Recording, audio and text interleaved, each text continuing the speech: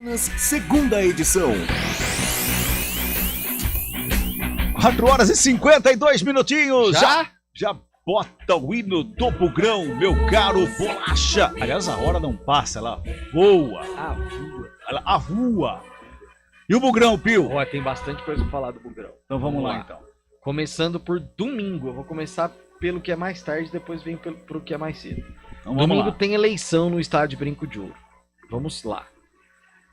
3 chapas já estão homologadas para essa eleição, que é a eleição dos conselhos deliberativo e fiscal. 3 anos o mandato desses eleitos. 4 chapas foram inscritas no total, uma delas não foi homologada, que é a Hoje Sempre Guarani, que tem o apoio do Orley Senna, inclusive. Existiam, segundo o departamento que rege, né, a eleição, existiam algumas pendências. Essas pendências, segundo a comissão eleitoral, não foi regularizada. A Hoje Sempre Guarani foi para a justiça. Quando chegou na justiça, a justiça bateu o martelo e determinou o seguinte: a comissão eleitoral é quem decide. Meu Deus. Você vai para a justiça porque a sua comissão eleitoral não disse que você não poderia, e a justiça devolve para a comissão eleitoral. Ou seja, dificilmente a Hoje Sempre Guarani vai disputar aí a eleição. Só lembrando que a Hoje Sempre Guarani, ela tem o apoio do Orley Senna, mas quem coordena a chapa é o Anselmo França Júnior. Vamos lá, as 3 chapas que já estão garantidas. É claro que essa decisão da Hoje Sempre Guarani participar ou não, ela vai acontecer no próprio domingo. Antes de começar a votação, eles definem lá se ela vai poder ou não. Primeira das chapas, a Renova Guarani, que tem a coordenação do Fabinho Araújo, que é inclusive o atual presidente do Conselho Fiscal.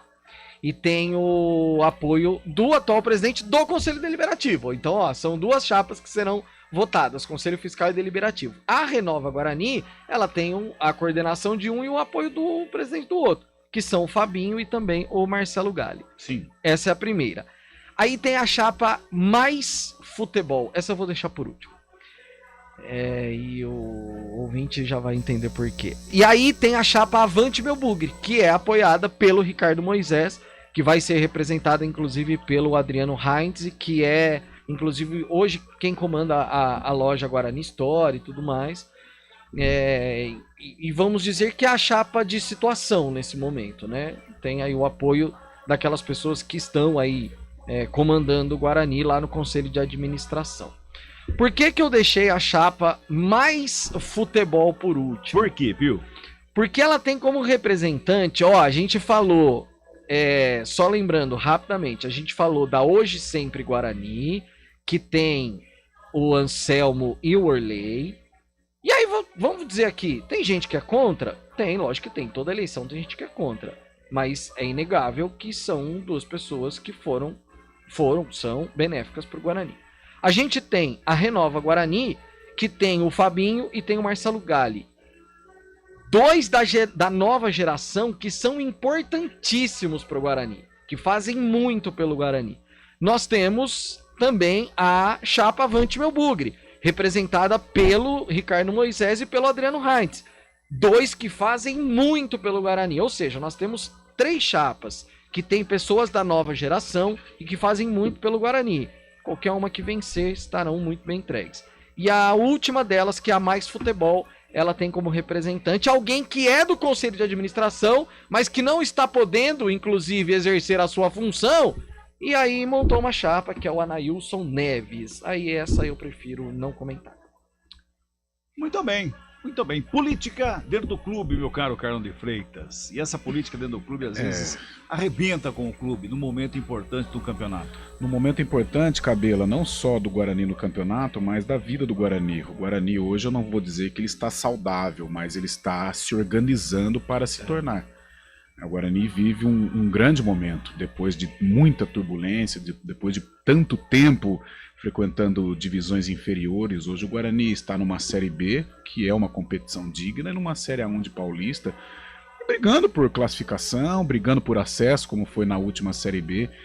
E quando fala em política de clube, ainda mais aqui em Campinas, a gente, né, ainda mais agora com esse exemplo da Ponte, o Guarani também já deu diversos exemplos negativos.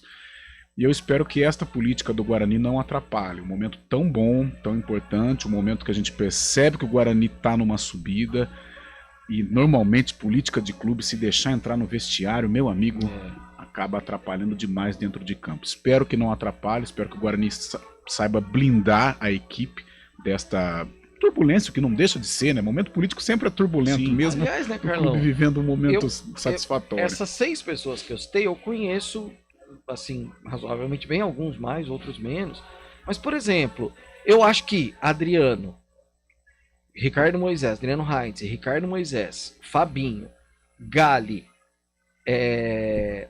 Orley e Anselmo, sim, juntos, seria maravilhoso.